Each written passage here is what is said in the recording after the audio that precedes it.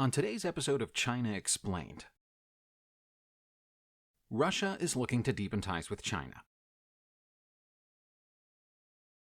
The U.S. finally takes action on TikTok, the CEO to testify before U.S. Congress over security concerns. Chinese economy weakening. CCP scrambles to reinvigorate the economy. But before we dive into the video, please like and subscribe if you enjoyed the video.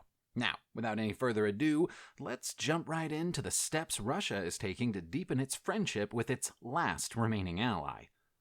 So, for everyone that isn't aware, China is one of the very few countries that support the invasion of Ukraine by Russia. It started with Xi asking Putin to delay any escalation in Ukraine until after the conclusion of the 2022 Beijing Olympics. Then, at the beginning of the invasion, the CCP told all its citizens living in Ukraine to hang the Chinese flag outside their residences, and the Russian side would rescue them after they captured Ukraine. In reality, that was far from the truth, as they anticipated the invasion to be over in a few days. But since it turned out to be a long, drawn-out war, the Russian side couldn't afford to take the time out to help the helpless Chinese citizens. They were too busy doing war crimes. And I say helpless Chinese citizens because when every other country sends help to evacuate their people stuck in an active war zone, the CCP forgot, or instead chose not to help their citizens evacuate. And even now, China refuses to condemn the Russian invasion of Ukraine. In fact, they don't even call it an invasion. They refer to it as a special military operation, just like the Kremlin wants them to. So, it comes as no one's surprise that the No Limits partnership inlay seems to deepen as time passes. On the 30th of January, the Russian side said they wanted to take the relationship between China and Russia to new levels, and were looking forward to face-to-face interaction with Beijing's leadership.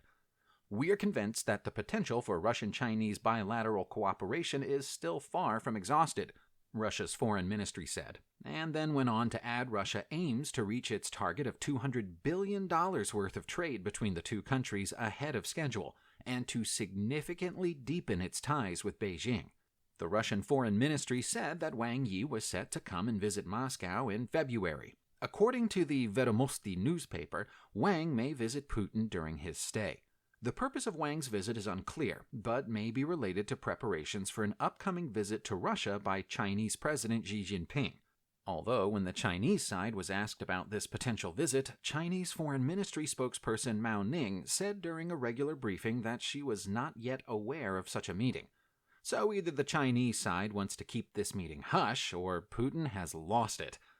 It is unlikely the Russian Foreign Ministry will fabricate a visit of this magnitude, so let's look at the relationship between the two countries. Moscow is becoming weaker, both absolutely and relatively, tilting the relationship more in Beijing's favor and creating uncertainty about future interactions. Russia has an economy that is a tenth the size of the Chinese economy, and the invasion of Ukraine has made it more dependent on China. In 2020, trading between Russia and China accounted for 14.58% of the Russian GDP. But last year, the number shot up to 39.1%. And as the West lays heavier and heavier sanctions on Russia, China will jump in to take more and more advantage of this weakening economy. Not just that. In late November of 2022, Chinese and Russian forces conducted a joint bomber patrol and landed at each other's airfields, in an apparent first for the two sides in the post-Cold War era. In May, China and Russia conducted joint bomber patrols that coincided with the Quad Summit. However, most cooperation can be seen in the naval domain, where Russian naval forces were accompanied by the Chinese Dongdiao-class Auxiliary General Intelligence (AGI) vessel in September's 2022 Vostok exercises. According to the Global Times, this also marked the first time People's Liberation Army sent 3 military branches to any Russian drill. Beijing insisted on maintaining zero COVID long after the world had reopened, constraining its energy demand and Russian energy export earnings. Beijing's economy remained in practical lockdown in 2022. But much to Xi's dismay, the draconian lockdowns did not keep the virus at bay, but successfully put a damper on China's economic growth. More on that later. But despite the costs, Beijing has shown little genuine enthusiasm to encourage Putin to come to the negotiating table, much less mediate a ceasefire. Also, Beijing carefully managed the domestic informational environment after the invasion, avoiding criticism of Russian forces. And Chinese diplomats have also worked to amplify the Kremlin's false narrative that the United States triggered the aggression. So needless to say, even if the Kremlin is lying about Mr. Wang coming to visit Russia, Beijing is not showing any signs of removing its support, let alone mediating a ceasefire and aiding in world peace. Before we discuss the economic woes of China, let's first take a few minutes to examine the hot waters TikTok found itself in. We all know TikTok collects enormous data on its users, not just the data that the app needs to function, or even data required for targeted advertising, but data like its user's IP address, the kind of phone you are using, the keystrokes, the user's location, and a lot more. If you want to know more about TikTok's egregious violation of users' data, check out the video we did about it a while back. It will be linked in the description. Due to the mounting suspicion about TikTok and the misuse of user data, the Indian government banned TikTok, and now the U.S. government seems to be heading in the same direction. The U.S. Energy and Commerce Committee has asked TikTok's chief executive Xiaozhi Chu to testify before the committee on the 23rd of March as lawmakers scrutinize the video-sharing app. The news comes as the House Foreign Affairs Committee plans to hold a vote next month on a bill aimed at blocking the use of TikTok in the United States over national security concerns. Now, scummy corporations misusing their users' data is nothing new. Facebook, now known as Meta, have been doing it for decades and has used it to sway elections and perfected the art of targeted advertising. But ByteDance, the parent company of TikTok, does not sell the data to ad agencies, or even to firms who analyze it and sell it to political parties. No, they give your data directly to the CCP, who, as you know, is on a massive campaign to spread their soft power worldwide, and in general, destroy world peace and order. Keeping this threat in mind, the U.S. government has banned all federal employees from using TikTok on their work phones, which led to McMorris Rogers and other Republican lawmakers demanding more information from TikTok. They also want to know its impact on young people amid concerns about harmful content and want additional details on the potential sexual exploitation of minors on the platform.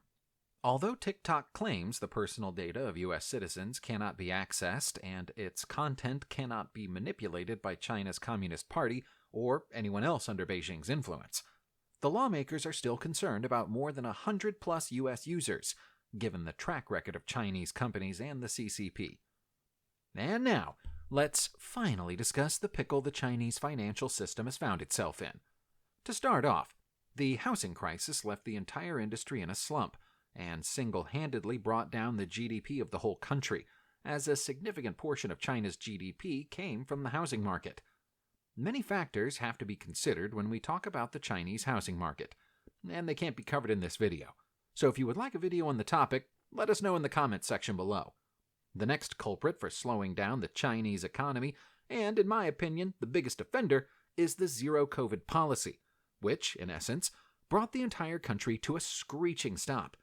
Apart from these two primary reasons, there are little reasons that pile up to become a colossal pain in the neck, like the chip ban resulting in tech titans losing investors, climate change resulting in heat waves resulting in high power demands, and the CCP not being able to fulfill those demands, and a lot more.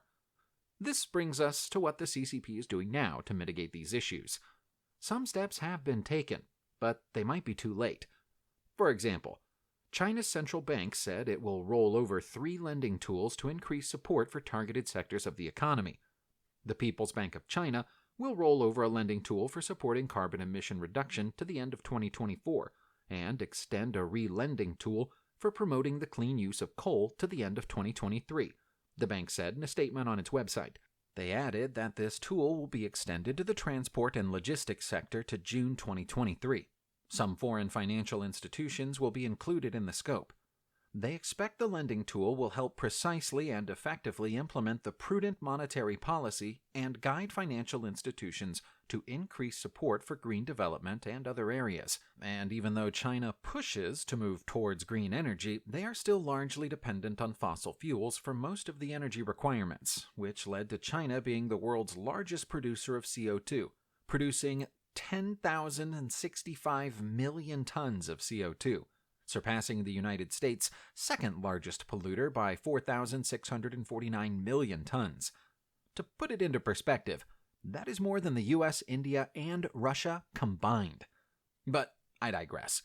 Moving on, China's cabinet said it would promote a consumption recovery as the primary driver of the economy and boost imports, state broadcaster CCTV reported. At a meeting chaired by Premier Li Keqiang, China's state council, which functions as the cabinet, also vowed to speed up the rollout of foreign investment projects, maintain a stable yuan, ease cross-border travel, and help companies to participate in domestic and overseas trade shows. They also discussed measures that could be put in place to help farmers to start their spring planting, because they were the hardest hit by the heat waves. They have now opened up their borders to reinvigorate the tourism industry and lure in foreign investments, with bankers already starting to field interest in mergers, acquisitions, and fundraising involving the world's second-largest economy.